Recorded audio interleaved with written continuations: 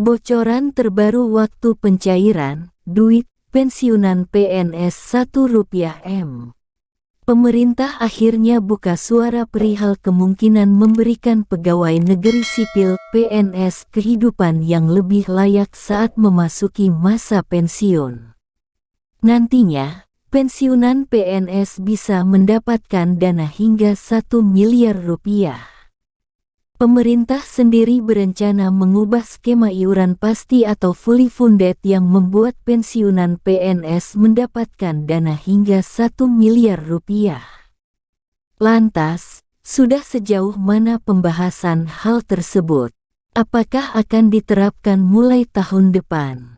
Masih pembahasan kebijakan dengan instansi terkait, kata Kepala Biro Data, Komunikasi dan Informasi Publik Kementerian Pendayagunaan Aparatur Sipil Negara (PANRB). Deputi Bidang Sumber Daya Manusia Aparatur Kementerian Pendayagunaan Aparatur Negara dan Reformasi Birokrasi Alex Denny sebelumnya mengemukakan pemerintah telah melakukan kajian untuk memberikan jaminan pasti bagi para pensiunan.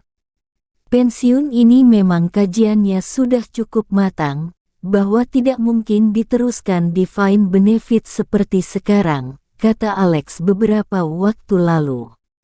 Saat ini skema pensiunan PNS adalah pay as you go, di mana perhitungan skema ini adalah dana pensiun dari hasil iuran PNS sebesar 4,75% dari gaji yang dihimpun PT Taspen ditambah dana dari APBN. Dengan skema yang baru ini atau disebut dengan iuran pasti alias fully funded, uang pensiunan yang diterima PNS akan lebih besar, karena iuran yang dikenakan adalah persentase dari take home pay (THP), yang jumlahnya lebih besar. Skema fully funded selain diambil dari persentase THP, pembayarannya juga akan dibayarkan patungan antara PNS dan pemerintah sebagai pemberi kerja. Maka dari itu, bukan hal yang mustahil pensiunan PNS bisa mengantongi Rp1 miliar. Alasan skema fully funded ini hanya bisa diterapkan kepada ASN PNS yang baru, kata Alex menyangkut dengan aturan yang sudah ada.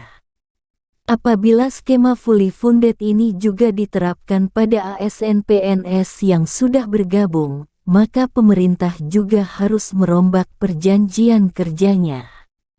Ini konstruksi hukum yang kita pikirkan. Kalau secara teknis mungkin bisa, tapi gimana perjanjian yang sudah dibuat sekian tahun? Belum tentu semuanya oke, karena ini individual sekali, jelas Alex.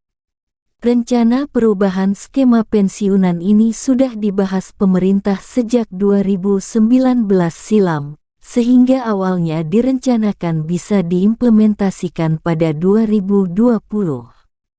Akan tetapi, rencana tersebut tidak bisa terlaksana karena terhalang pandemi COVID-19.